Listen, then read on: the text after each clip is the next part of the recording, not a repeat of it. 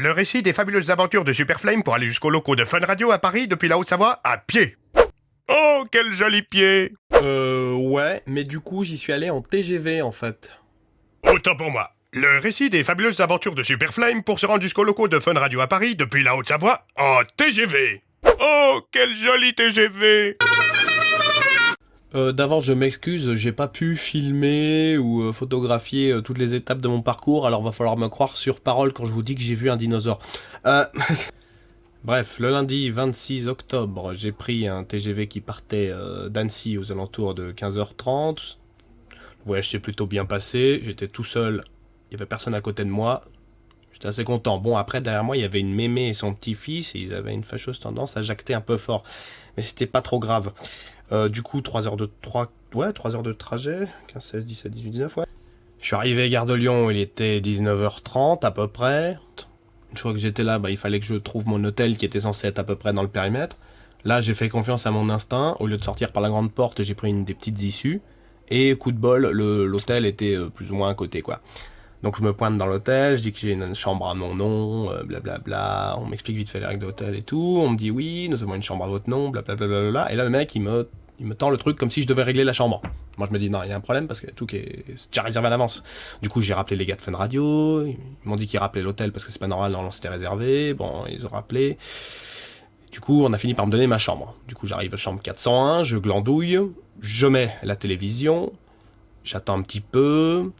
Petite demi-heure passe et après ça va être l'heure pour moi de me rendre dans les locaux de Fun Radio. Alors là, l'aventure commence. Je redescends, je demande au réceptionniste si c'est vite fait comment on prend le métro. Il m'explique grosso merdo qu'il y a une bouche pas très loin. Je prends le métro. Enfin d'abord je m'achète un ticket. Pas de bol, je suis gaucher. Du coup quand t'es dans le métro, machinalement tu as tendance à mettre le ticket dans le truc de gauche. Sauf que ça ouvre la porte d'à côté en fait. Heureusement il y a un clodo qui m'a expliqué ma connerie parce que moi comme un con j'essayais de pousser. Je me disais bordel il marche pas ce truc.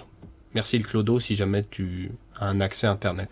Bref, une fois sorti du métro, il est censé me rester à peu près 5-6 minutes à pied de trajet à faire pour me rendre jusqu'aux locaux de RTL. Parce que, ouais, Fun Radio, c'est dans les locaux de RTL.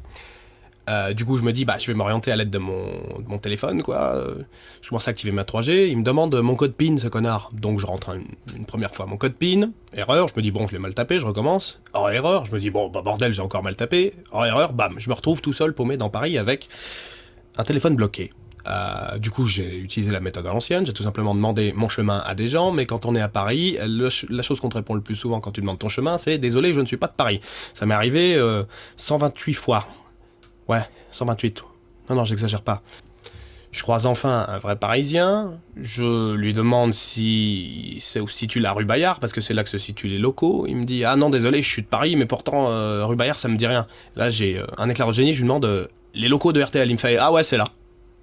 Et du coup, en fait, j'ai juste eu à tourner une petite rue et je me suis retrouvé en face des locaux. Je me présente à l'accueil, Enzo vient de me récupérer, on prend un ascenseur, on monte jusqu'en haut dans les locaux.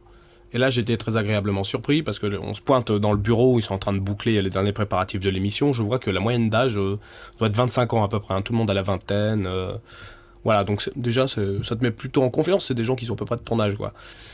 Je tape un petit peu la discussion, je raconte mes galères pour arriver jusqu'aux locaux. Ensuite, on me propose d'aller dans le studio d'enregistrement pour faire quelques trucs en mode voix off. Vous savez, moi je suis derrière une vitre dans un espace insonorisé et on me donne des petites instructions. C'est là que j'ai rencontré Jérôme, l'ingé son jeune mais aux cheveux blancs quand même. Donc là je suis avec Jérôme et Max. Producteur et auteur de l'émission Le Night Show sur Fun Radio. Et là il mixouille des trucs. Exactement. Avec l'ordinateur et j'ai fait des enregistrements dans la boîte là. Ça va être bien. Enfin, j'espère que ça rendra bien. Là je sais pas si vous entendez mais je suis carrément roué ma race. Ça c'est la faute à Paris ça. C'est l'air il est contaminé. Après avoir fait ces quelques petits enregistrements, j'ai été invité à me joindre au reste de l'équipe qui avait déjà démarré l'émission depuis quelques minutes. Pourquoi je parle comme ça ? Du coup, je me suis pointé en cours d'émission. Je suis intervenu à l'antenne 2-3 fois pour faire des petites blagues en imitant soit Sarkozy, soit Hollande, soit Homer. Et à peu près les seules voix que j'arrivais à tenir parce que j'étais enroué, comme je l'ai dit précédemment.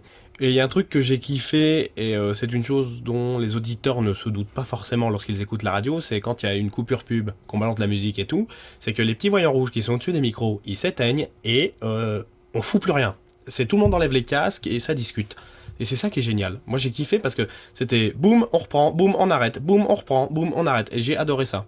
Il y a un côté très fun là-dedans. Parce que l'auditeur a vraiment l'impression d'avoir un truc qui est dans de la continuité, vu qu'on lui a balancé de la musique dans les oreilles et tout. Mais pendant qu'il y a la musique, ça discute dans les studios. Hein. Tu dois rentrer dans le jeu. Yeah. Ouais, Christophe. Ouais, ça va.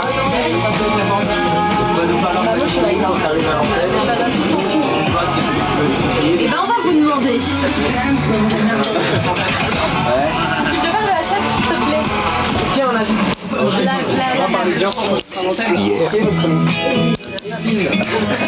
Evelyne. Voilà, désolé, j'ai pas plus de documents iconographiques à vous montrer, mais franchement, j'ai bien kiffé, j'ai bien aimé. Si vous voulez savoir ce qui s'est passé ensuite, je suis rentré à l'hôtel en taxi, je me suis pioncé, je me suis réveillé le matin, puis je suis reparti en train dans l'autre sens. Voilà, mon récit est terminé. Une fois de plus, je vous remercie, vous, parce que sans vous, ce genre d'invitation, jamais elles apparaîtraient dans ma boîte mail ou sur Facebook ou ailleurs. Et tous les trucs auxquels je suis invité, toutes les collaborations que je fais, elles sont en partie dues à vous. Pas totalement, parce que j'y suis quand même pour quelque chose. Enfin, je veux dire, voilà, c'est ma chaîne, c'est moi qui crée des trucs, mais heureusement qu'il y a un public derrière. Et le public que j'ai, je suis content de le dire, il est cool. Il est cool, il y a qu'à voir les retours qui sont quasiment toujours positifs. Je me suis jamais encore pris de gros rageux ou de gros connards dans la tronche. Bon, il y a eu 2-3 commentaires hyper négatifs, gratuits, méchants, mais voilà quoi, merci à tous. Merci d'être là. Keep going.